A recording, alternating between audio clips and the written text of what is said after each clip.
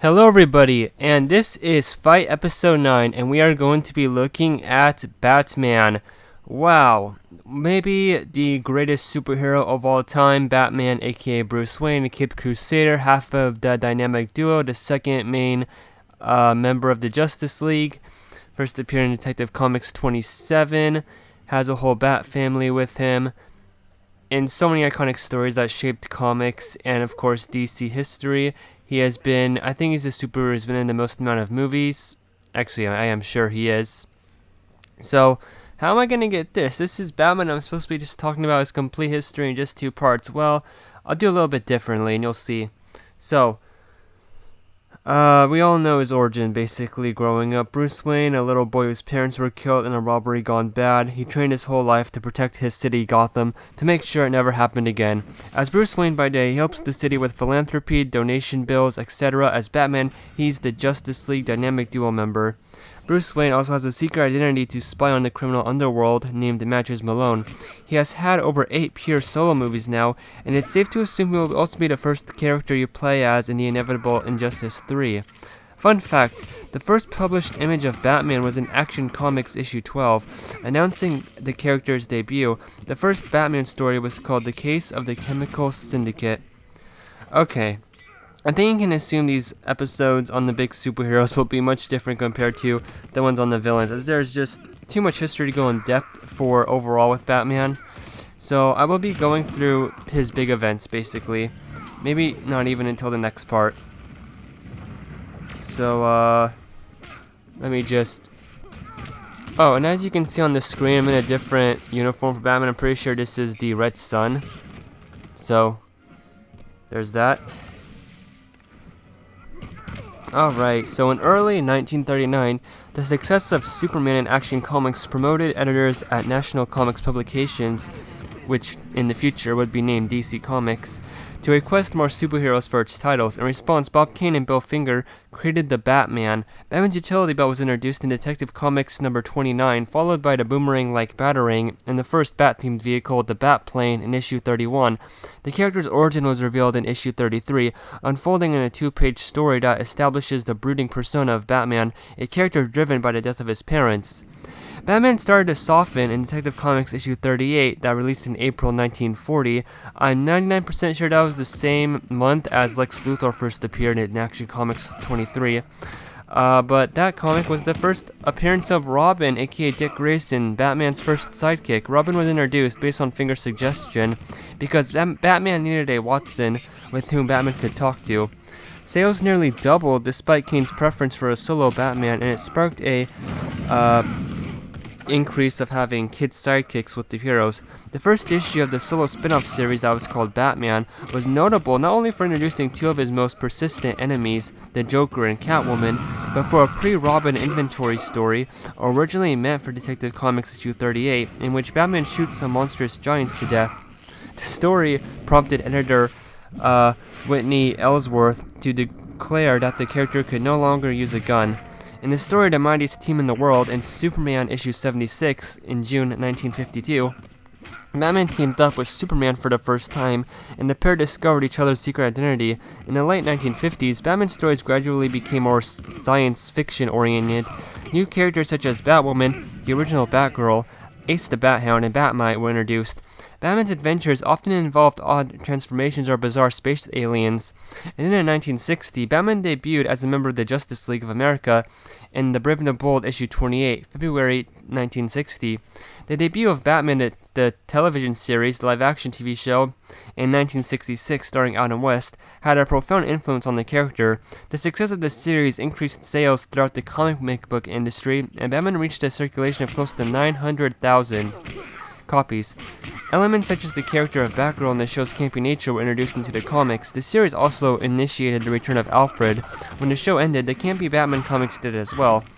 Starting in 1969, writer Dennis O'Neil and artist Neil Adams made a deliberate effort to distance Batman from the campy portrayal of the 1960s TV show, and to return the character to his roots as a grim avenger of the night. The next big thing was Frank Miller's Batman story, The Dark Knight Returns. The comic book, which tells the story of 55-year-old Batman coming out of retirement in a possible future, reinvigorated interest in the character. The 1993 Nightfall story arc introduced a new villain, Bane, who critically injures Batman after pushing him to the limits of his endurance. Then, Jean-Paul Valley, known as Azrael, is called upon to wear the Batsuit during Bruce Wayne's injury healing.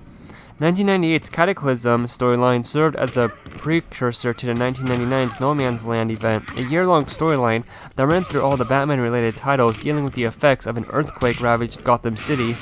Another writer who rose to prominence on the Batman comic series was Jeff Loeb, along with longtime collaborator Tim Sale. They wrote two miniseries called Batman A Long Halloween and Dark Victory that pit an early in his career version of Batman against his entire rogues gallery. In 2003, Loeb teamed up with artist Jim Lee to work on another mystery arc, Batman Hush, for the main Batman book. The 12-issue storyline has Batman and Catwoman teaming up against Batman's entire rogues gallery. Another story is Batman Under the Hood, which ran from Batman issue 637 to 650. Grant Morrison's run climaxed with Batman R.I.P., which brought Batman up against the villainous Black Glove organization, which sought to drive Batman into madness. Batman R.I.P. segued in the Final Crisis, also ran by Grant Morrison, which saw the apparent death of Batman at the hands of Darkseid. In the 2009 miniseries Batman Battle for the Cowl, Wayne's former protege Dick Grayson became the new Batman, and Wayne's son Damian becomes the new Robin. In June 2009, Judd Winnick returned to writing Batman while Grant Morrison was given their own series that was titled Batman and Robin. And,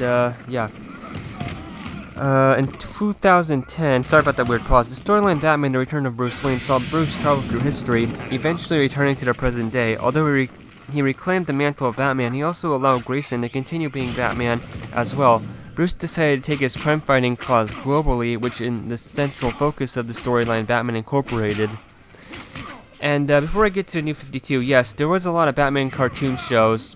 Probably the biggest, most famous one was in 1992, Batman the Animated Series, which definitely reinvented the character, made him a lot more dark. It's known as one of the greatest cartoon shows of all time, maybe one of the greatest shows of all time. It introduced the character Harley Quinn, Lockup, Renee Montoya, and it brought a whole bunch of people to get into superheroes and definitely Batman world. It was, nowadays it seems definitely more adult than kid-friendly. I remember not enjoying it as much as a kid, because there was a lot of episodes without villains in it. It also started off the big DCU with Superman the Animated Series premiering in Season 3 of Batman the Animated Series, and the two even crossed over and teamed up, and he went into the Justice League Animated Series.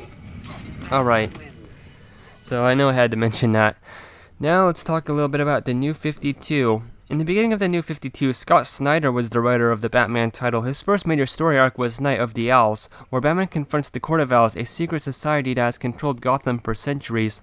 The second story arc was Death of the Family, where the Joker returns to Gotham and simultaneously attacks each member of the Batman family. The third arc was Batman Zero Year, which redefined Batman's origin in the New 52. It followed Batman Volume 2 Issue 0, published in June 2012, which explored the character's early years.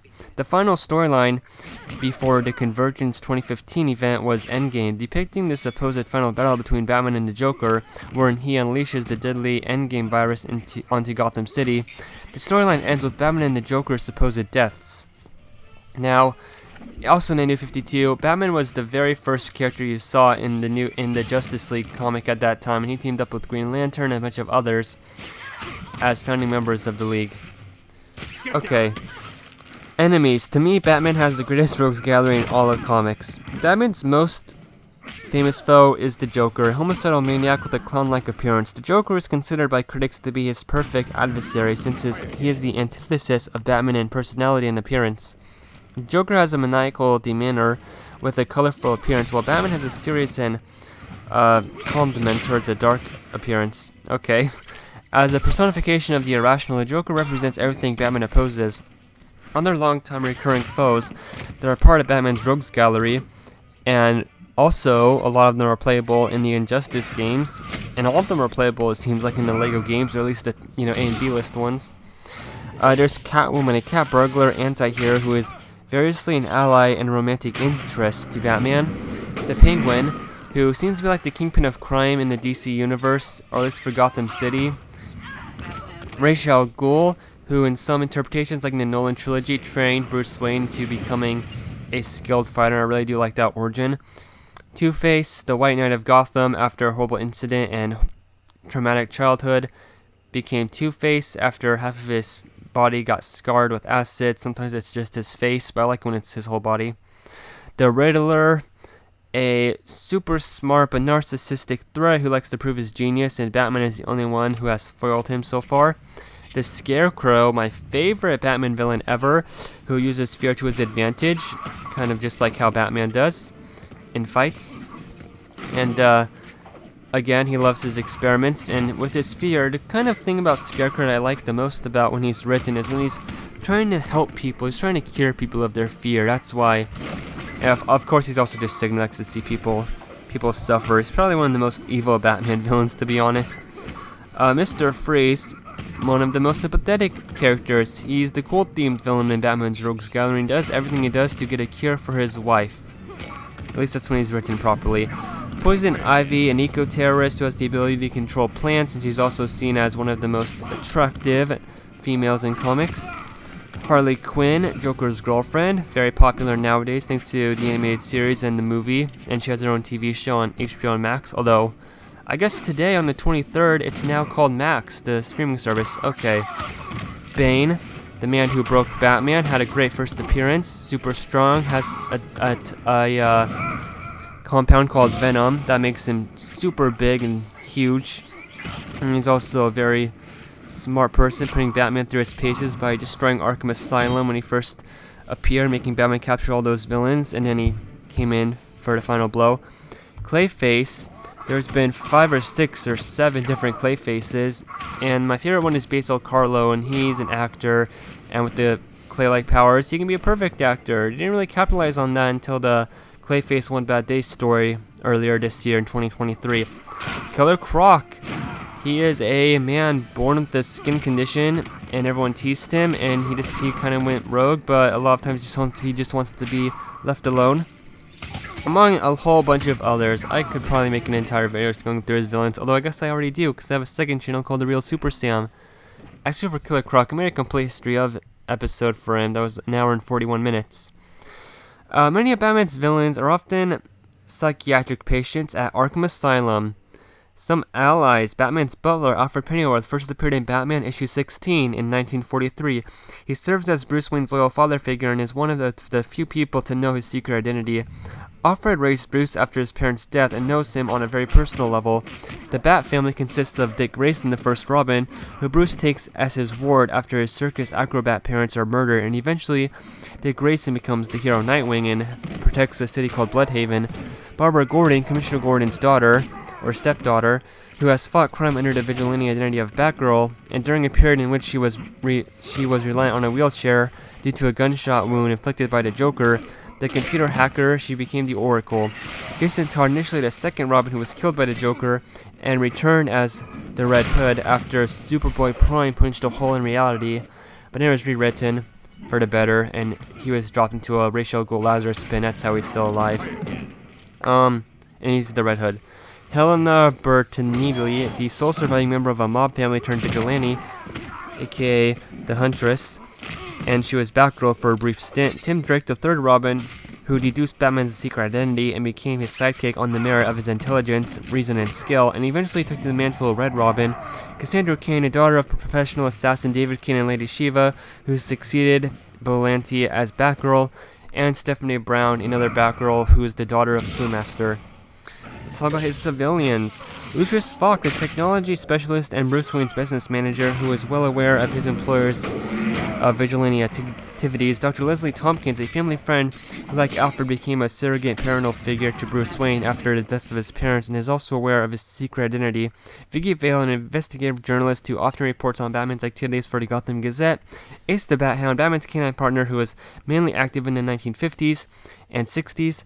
And Batman, an extra-dimensional imp mostly active in the 1960s, who idolizes Batman, who is from the fifth dimension. He is exactly like Mr. Mxyzptlk, except Batman is more of a fan, and Mr. Mxyzptlk is usually viewed as an annoyance to Superman, who bothers him on purpose. And that's all I have for history and whatnot when it comes to Batman and Injustice 1. So, as you can see, here's me playing as Batman all this time, and now we can look at, we can see some things like his, what am I trying to say? multiverse ending. Multiverse ending. What am I saying? No, battle. Classic battle ending.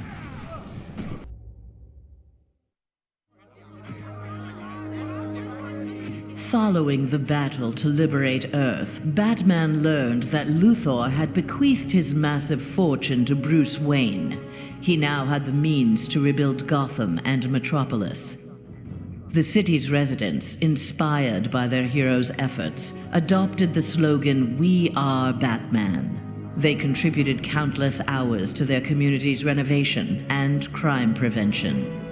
The Batman of old would have stubbornly assumed these tasks alone.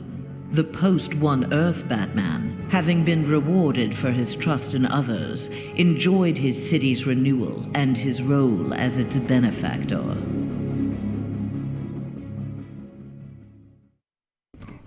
Okay, so that ending is very great, of course.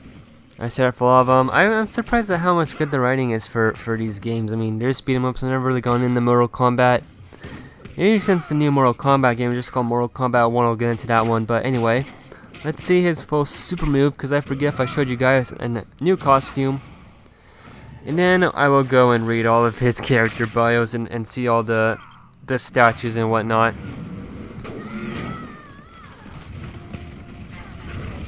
Yep.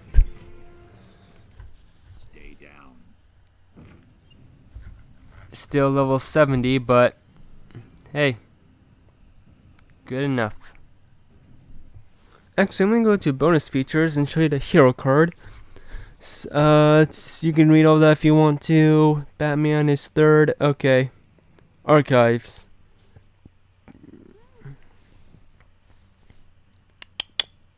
Okay. I have 5 access cards I can waste, but I'm not going to. And here it is. There's Banner's Batman. After seeing his parents gunned down before his eyes, young Bruce Wayne swore to exact vengeance on the criminal element disguised as a fearsome creature of the night, Batman. He is the world's greatest detective, master martial artist. And you'll see the repeats also. Oh, that's a cool pose. Also, just a side note, I'll probably see this again in the next part I play as Batman, or not next part, I play as Black Adam, so in 2 parts from now. I'll say it again, but Injustice 2's multiverse for Batman is probably the easiest one. Anyway, so there he is, very cool. This came right in the middle of the Arkham series. Arkham Asylum and Arkham City came out, and just like 5 months after this game, Arkham Origins came out. It's very exciting. Proficient with high-tech equipment, shield strategist and master of stealth and disguise, here's his insurgency. After being betrayed by a longtime friend, Superman Batman was forced to undergo underground and form the insurgency. His only goal is to end the High Council's tyrannical reign of Earth. And this pose is kind of fun. It looks like he's just jumping off a building. Here you go. Again, I just appreciate all these different poses they have. Alright.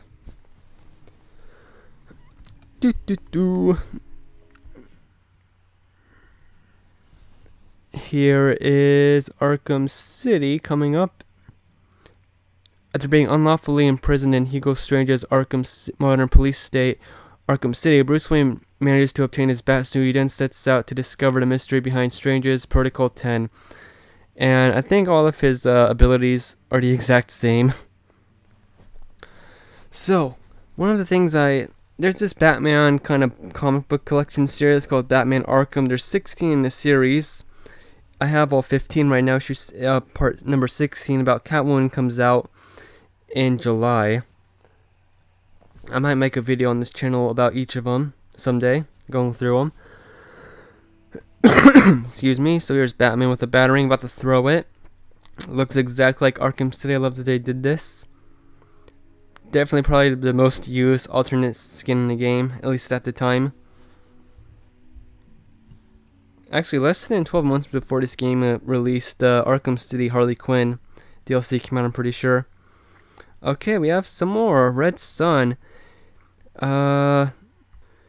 His dissident parents shot down in front of him by Soviet police. The man that would become Red Son's Batman swore vengeance upon the Soviet regime.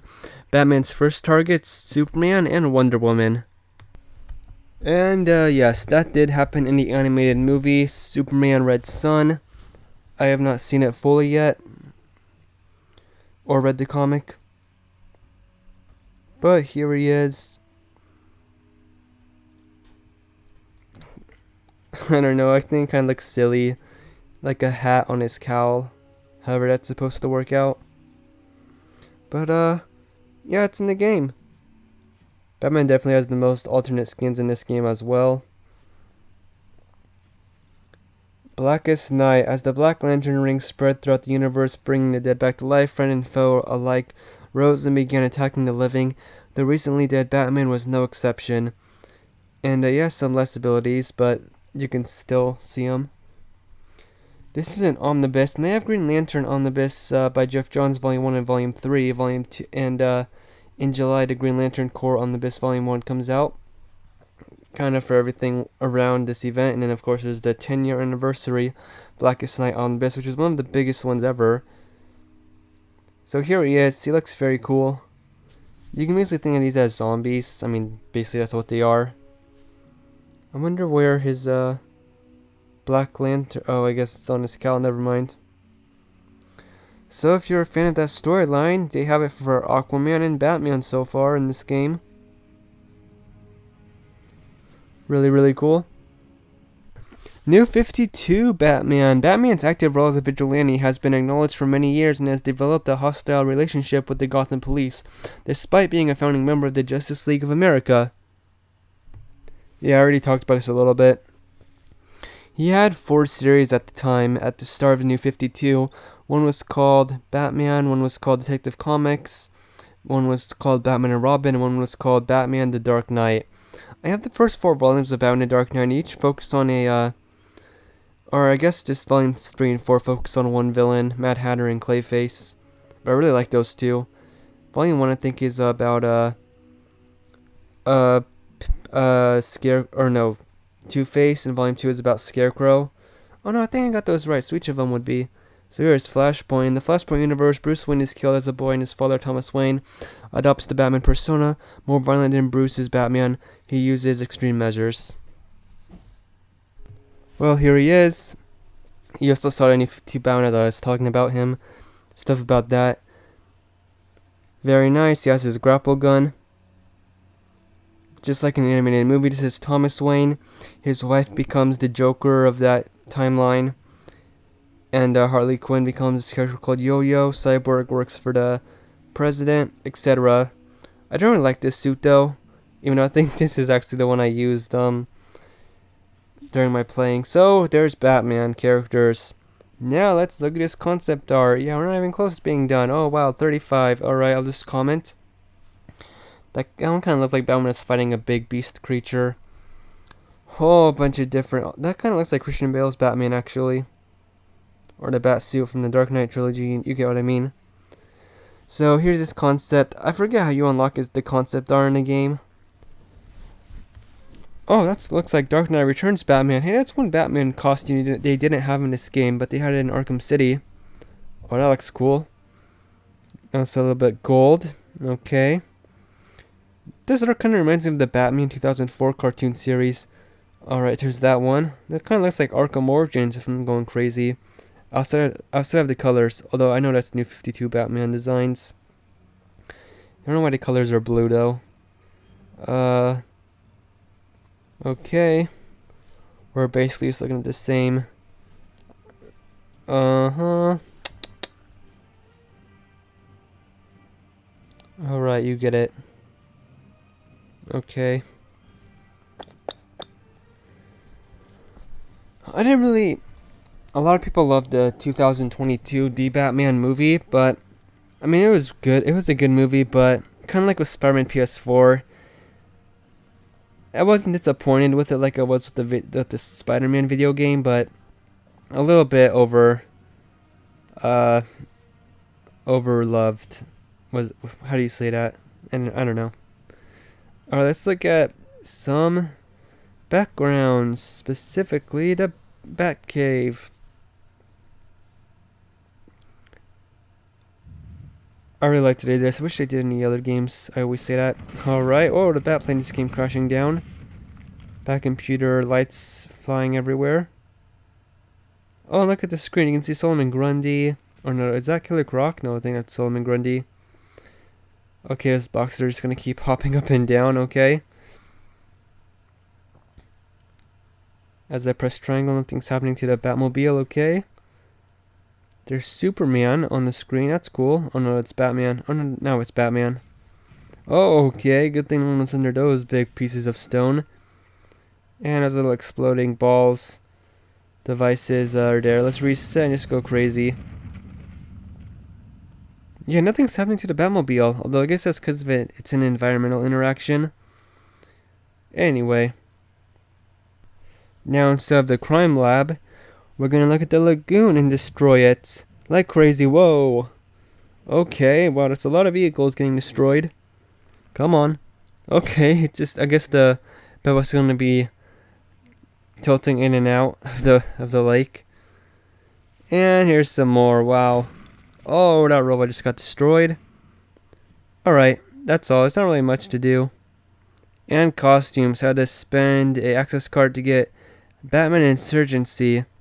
It was the Insurgency suit, not the New 52 suit. Man, I'm just getting all... Oh, look at it. I can go back and forth with the L1, R1 buttons. Did not know that. Even though I should have. Okay. So before I go, I just want to confirm to you guys, Star Labs have not completed everything with Batman. But let's look at his things anyway. Or that was Batgirl I was at, so... Here we go. Sparring practice. Baffled bats with Scarecrow, grenades and Grundy. One without using grenades. Pie in the face, stop Joker and Harley. Killer Croc, Deathstroke destroy. Oh. And this is Killer Croc from the Arkhamverse, or Arkham Asylum, I mean. Evil Duo, again, Batman and our Joker and Harley Quinn, Catnap, Catwoman, Heli Battle. I've never done that, it seems easy. Dark Knight Vision, oh, that looks cool. And that is all. Let me just go into one really fast. I know this is a super long video. Usually they're not this long anymore, but let's see. Killer Croc. How do I fight Killer Croc? That's enough, Croc. Killer Croc is open the cells in Stryker's Island. Use Batman's batarangs. Oh, so you just stop his henchmen, basically. I don't know what to call it.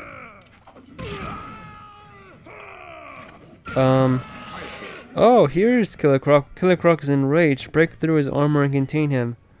Uh-oh. What do I do? Oh, he runs at me. Oh, no, I hit him. Look at that. It's a real fight. 2D. Alright, well, that's it. Thank you for watching and have a good day. The next one will be about Black Adam in Injustice 1. And then we'll look at Injustice 2 some more. And no, I did not forget to read his moves, but it's the most famous character in Injustice games to play as. And they're basically the same as Injustice 2, so... Adios.